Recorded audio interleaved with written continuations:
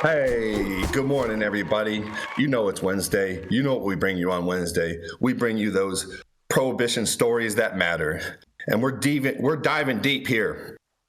We're diving all the way across the pond into the UK to a little town called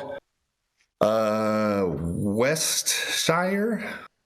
Warwickshire. Sorry. Warwickshire is northwest of London. Little city in the UK. So inconsistencies on the meter reading lead police to cannabis farm in Ryton. That's the headline.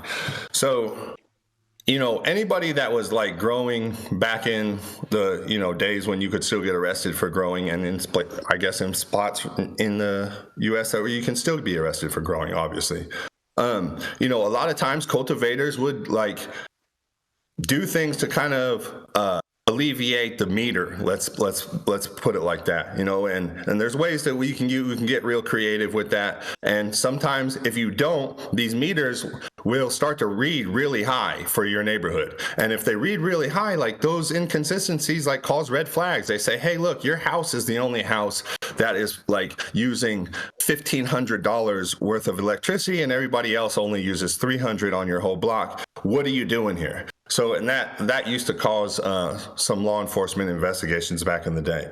So in California, and it looks like they're still causing those investigations over in the UK. So officers made the most of their visit when they're over there, and they were able to find a stolen car. And I guess that was like part of the headline, because what wasn't really a headline is they had 50 plants at this like huge bust that what they called a cannabis farm. It was like 50 plants in a shed. But they're calling the street value 30,000 pounds. And that's sterling pounds, not the weight of pounds. So that would equate to like, I don't know, like 40 grand, I guess, in American money. So 50 plants somehow was 40 grand. So the national grid and the Warwickshire police, the rural crime unit, went into the scene, and after they saw these strange meter readings and saw the stolen car, they said they hadn't seen anything like the grow before. If you can see it up next to me, you can see like it's not really super sophisticated thing that they had going on in that situation. Don't really know if they could have pulled 40 grand out of that, but hey, I'm not on the street in Warwickshire. I don't know what the pounds of the OG are going for over there. Even more so when you take into account the consideration of the cost for the layout of the equipment, is what officers said.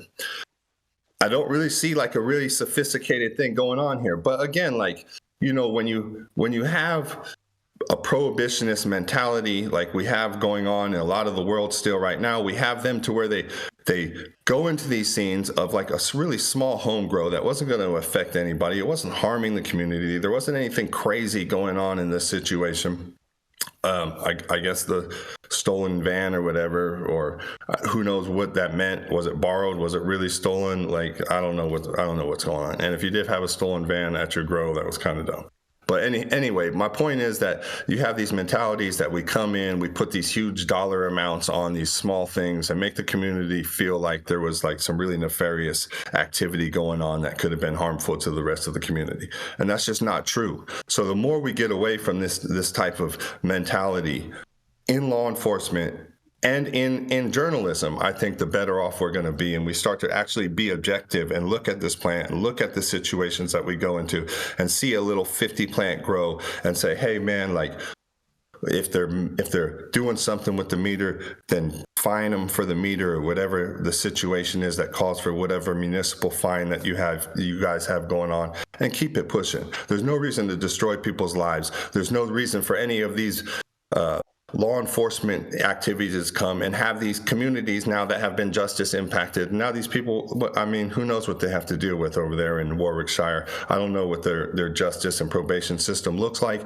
but I'm sure these people are going to have a good inside view of it. I'm going to kick it back to my correspondents and say, hey, man, what do you guys think about the meter jump in or the meter usage and what's going on over in the UK? Man, this is why they like prohibition of weed, because this is low-hanging fruit. Mm-hmm. It's like I got a whiff of weed, I got PC to go crawl up your ass.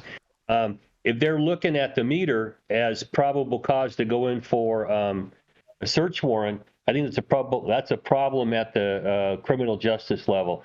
Really, the meter's going to bring you into a house like that, and you're going to bring in SWAT and all that kind of shit. These guys get a chubby bringing in SWAT and arresting people. So I just think we need to take away some of these reasons for them to get that chubby and go in and fuck your life up.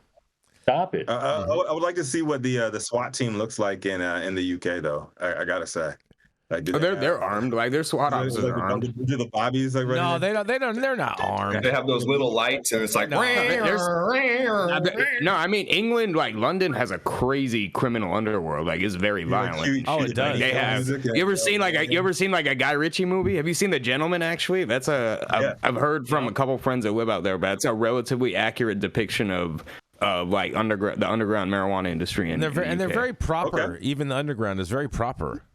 Oh yeah, yeah. They go to like tea time, exactly. Tea and crumpets. They're very polite about their trapping out there. I'm all about the tea and crumpets all day. I'll go investigate more of London's cannabis scene next year. I got to go catch a Chelsea match out there. Oh, I got some people I can introduce you to. So they watch the show regularly. We're playing today. Yes. Soham's showing those UK roots. I see you. That's right. Hey, he's a London bloke, if you will. London is blue. That's because it's woke. Oh, you heard that, Jason? That's because it's woke. That's because it's woke. Word. We all know that. Everyone knows that Parliament is woke AF.